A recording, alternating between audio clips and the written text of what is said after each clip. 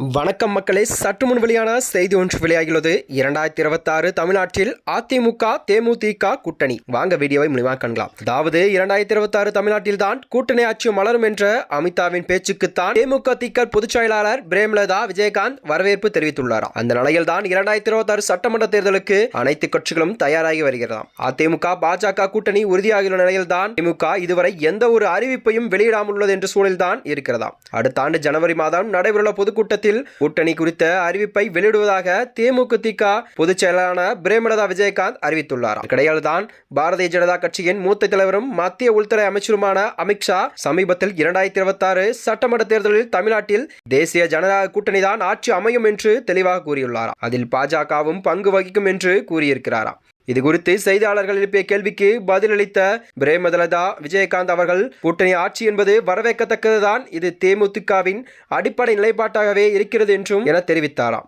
தொடர்ந்து அண்ணாசாலையில் நடைபெற்ற சி.கே.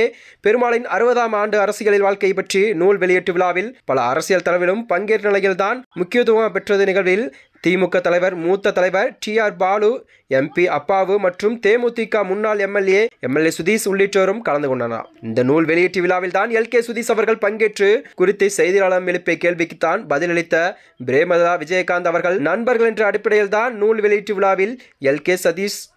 சுதீஷ் பங்கேற்றுள்ளார். அதற்கு கூட்டணிக்கோ கட்சிக்கோ எந்த ஒரு சம்பந்தமும் இல்லை என்றும் அவர் தெரிவித்துள்ளார். இதனைத் தொடர்ந்தான் வருகின்ற ஜனவரி மாதம் நடைபெறும் கூட்டத்தில் தான் தேமுதிக கூட்டணி ஆட்சியில் பங்கு பெறுமா என்பதை குறித்து நாங்கள் ஆலோசிப்போம் என்று தெளிவாக கூறியுள்ளாராம். மேலும் இதுபோன்ற வீடியோக்களை தெரிந்து கொள்ள நமது சேனலை மறக்காமல் சப்ஸ்கிரைப் செய்து கொள்ளும். நன்றி, வணக்கம்.